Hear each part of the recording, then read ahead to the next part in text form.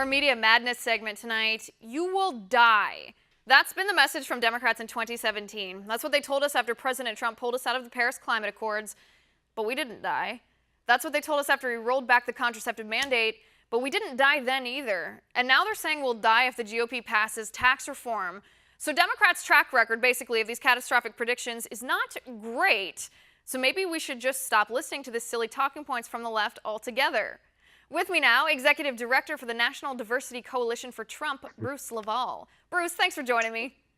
Hi, Liz. Hi. Thanks for having me here in Atlanta, Georgia. Of course, it's good to have you here. All right, Bruce, so it seems like everything from the Democrats this entire year, actually even extending a little bit further back to the election in 2016, everything from the Democrats, they've told us, you will die. That is their only response. They haven't said, well, if you factor, this number in, if you factor this economic factor, they have just said, oh no, you will die. So I want to go through these different things, these different claims, and I want to ask you whether these are true or false. So they said, if we pull out of the Paris Climate Accords, we're going to kill the planet and therefore we're going to die. Has that happened? No, it hasn't, Liz. It has not happened. The contraceptive mandate, they said, if we roll this back, women will die. Has that happened? No, absolutely not. Whatsoever. No. That has not happened. Net neutrality. I know it's only been 24 hours here, so I don't know if their predictions could come true yet. But in the first 24 hours, I don't think anybody's died. No, they haven't. They haven't. It's interesting. I was with the president Tuesday. A lot of I call the 2015 Trumplicans. That's what we call ourselves. We were the ones there in the beginning with him in 2015. And we actually were reflecting back on how we started as just a small little coalition team that grew into millions, one of the largest diversity coalitions in the country. And we were there at the Christmas party, and we got to go upstairs, a few of us, and see his residence. But he was very thankful and very,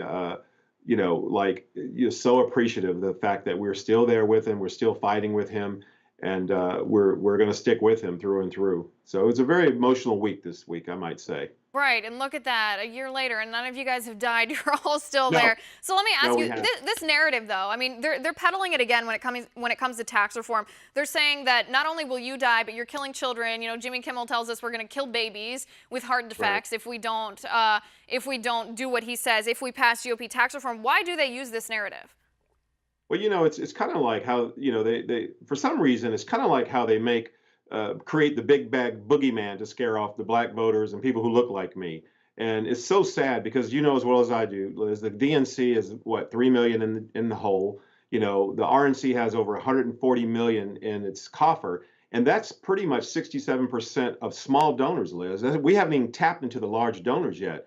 So that in itself gives you a temperament of the country they believe in us. They believe in the fact that the Republican Party is thriving, it's doing well. They have a tremendous amount of confidence in the president. And look at the numbers. Look at the record stock market, the most 15 times record high in the history of the United States.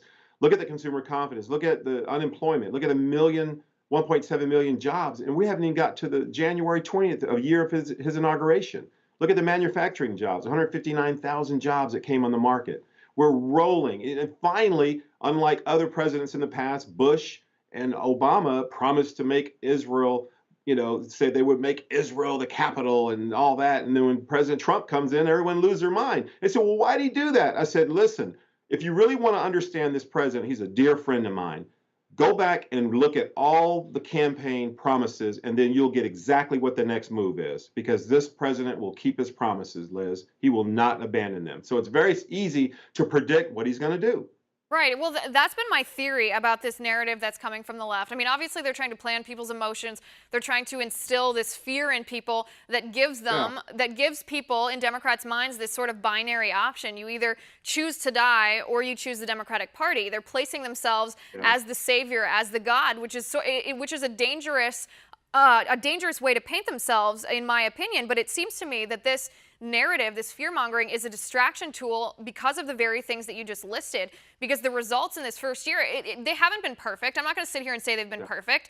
I'm disappointed that the Republican Congress didn't repeal Obamacare. I'm disappointed that tax reform isn't lowering the individual income rate more than they are. There are things that they haven't done perfectly, things that they haven't done well. But these results speak to something beyond politics. When we have the stock market the way that it is, when we have the unemployment rate the way that it is, when we have a rejuvenated economy and jobs that are available for people, they don't care so much about the partisan politics. They don't care about loyalty to Trump or loyalty to the Democratic Party. They just care about how their family's doing, and that's what Democrats are afraid of.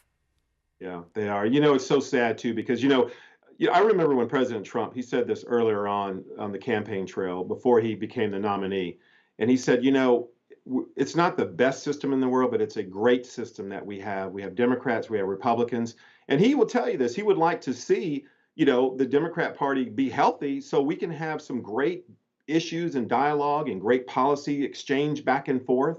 But right now it's so way to the left. It's ruining. Believe it or not, there's some folks over there with like, hey, can we at least talk about some policy?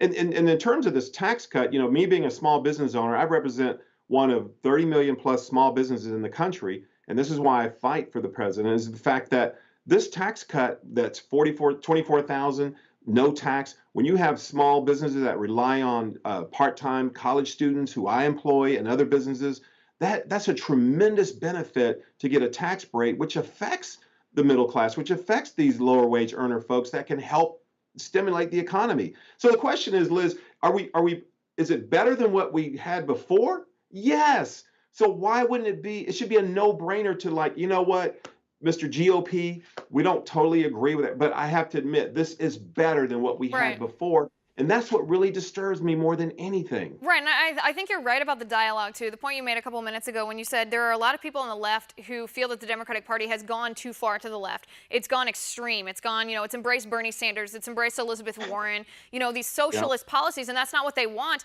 And the Democratic Party has betrayed their true colors this last year by using this distraction technique, by trying to instill fear in people and not thinking about whether these policies actually benefit regular, everyday American people. These Democratic politicians just think about whether or not they are getting money in their pockets, whether or not they can benefit from it. And that's very telling to the American people. Bruce, thank you so much for being on the show. I appreciate it. Thanks always. All right, guys, you have 1 minute to tweet me at Liz_Wheeler. Before we're back with Colonel Rob Maness, the Pentagon announces they'll train up to 23,000 personnel on the subject of transgender individuals before January 1st of 2018. My question is, how much is this going to cost? And is this going to help us win wars and save lives? If not, why are we doing it? We'll see you for that in a moment.